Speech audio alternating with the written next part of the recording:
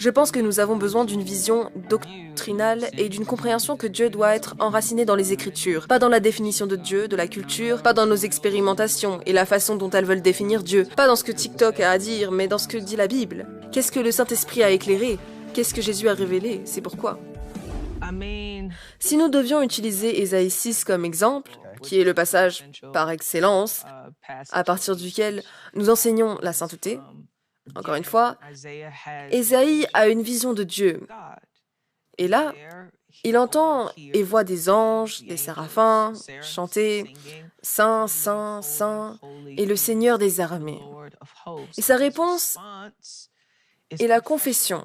C'est une chose que, lorsque vous lisez par la puissance du Saint-Esprit, il éclaire des endroits où vous ne faites pas confiance à Dieu. Il éclaire. Oh, je suis une femme, un homme aux lèvres impures. Oh, je suis dans une communauté aux lèvres impures. Je sais qu'il y a des choses en moi qui sont enracinées dans ce que je crois sur la nature de Dieu. Mais je ne veux pas que cela s'arrête là, parce que cela ne mène qu'à la honte, pas nécessairement à la repentance. Et donc, ce que je veux que vous fassiez, c'est que vous reconnaissiez la réalité que Dieu n'a pas simplement envoyé un ange pour apporter un morceau de charbon pour expier vos péchés, mais qu'il a envoyé son Fils pour faire l'expiation de vos péchés. C'est bien plus significatif qu'un ange. Et donc, il y a ce rappel que l'homme, je suis une femme, un homme aux lèvres impures, mais Jésus est venu et est mort pour moi. De sorte que la façon dont je suis maintenant n'a pas à déterminer qui je serai à l'avenir.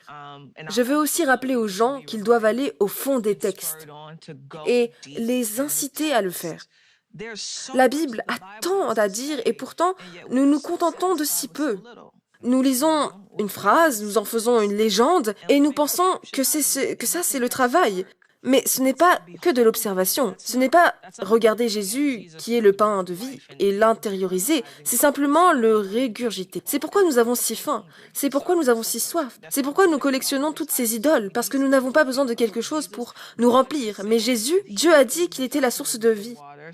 Il est celui qui, si vous venez à lui, vous ne serez pas assoiffés. Si vous venez à lui, vous n'aurez pas faim. En fin de compte, que les gens voient une vision de Dieu que je crois biblique, et que je crois fidèle, qu'ils se voient eux-mêmes et qu'en se voyant, ils se tournent vers Dieu. Ils se plongeront dans cette Bible et deviendront de nouvelles créatures grâce à elle. La perfection morale. Vous voyez, vous me faites remarquer même avec les titres de votre chapitre que ce « plus saint que toi » signifie que je suis mauvais et qu'il est bon. Ok, j'ai compris. Je suis terrible, d'accord? Maintenant, qu'est-ce que vous dites vraiment dans le chapitre 2? Qui est la sainte perfection morale? Eh bien, que Dieu est moralement pur. Il est éternellement éthique. Il est sans tache. Il est sans défaut. C'est un être qui a des motivations que Satan ne peut jamais influencer. C'est un être dont le comportement n'aura jamais besoin d'expiation. C'est un être qui ne peut que faire le bien, seulement être bon. Le problème, c'est que nous le savons, mais nous ne le croyons pas. Et c'est pourquoi je dis cela, parce que je pense qu'en dessous de certaines de nos incrédulités, il y a cette peur que Dieu puisse envoyer contre nous. Parce que si vous examinez vraiment les choses sur lesquelles vous ne faites pas confiance à Dieu, de quoi avez-vous peur? Je ne peux pas te donner mon corps, je ne sais pas si tu peux le supporter. Je ne peux pas te donner mon mariage, je ne peux pas te donner les choses parce que je ne crois pas que tu serais saint dans ta façon de les gérer.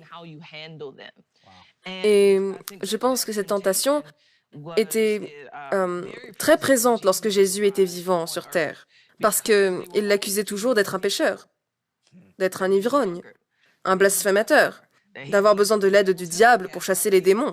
Et il y a quelque chose de profondément mauvais dans tout cela. Mais je pense aussi que c'est en partie parce que nous vivons et existons dans ce monde avec toute cette souffrance, et que nous avons tous été trompés d'une manière ou d'une autre.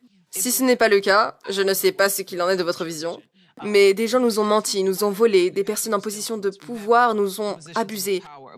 Nous avons eu des mensonges contre nous tout le temps, alors que nous vivons et nous protégeons des traumatismes du monde.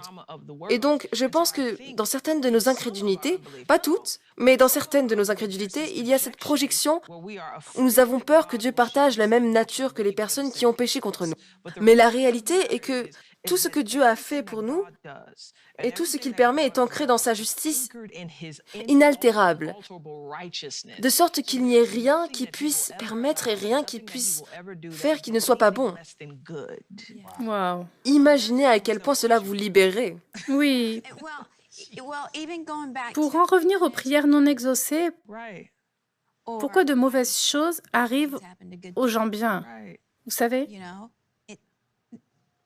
Parce que même pour les prières non exaucées, pourquoi ne m'as-tu pas répondu? Tu t'en fiches. Oui. Maintenant que nous accusons Dieu d'apathie, nous disons, tu n'es pas vraiment aussi compatissant que tu as été révélé être. C'est une accusation sur la nature de Dieu. Ou de dire, tu ne peux pas entendre. Dieu est-il une idole qui n'a pas d'oreille pour entendre, une bouche pour parler et des yeux pour voir? Il est pleinement vivant en lui-même. Alors, il vous a entendu. Il vous a répondu. Parfois un oui, parfois un non, d'autres fois un peut-être. Mais chaque réponse est ancrée dans la sagesse. Oui. Nous devons nous rappeler que Dieu est bon, de sorte que lorsque les choses arrivent dans nos vies et ne se déroulent pas comme prévu, nous ne permettons pas à nos circonstances de définir Dieu, mais nous permettons à Dieu de se définir lui-même. Et nous pouvons lui faire confiance. Amen. Shalom, j'espère que vous avez aimé cette vidéo. Abonnez-vous pour ne pas rater nos programmes. Merci de faire partie de notre famille TBN. Que Dieu vous bénisse. Shalom de Jérusalem.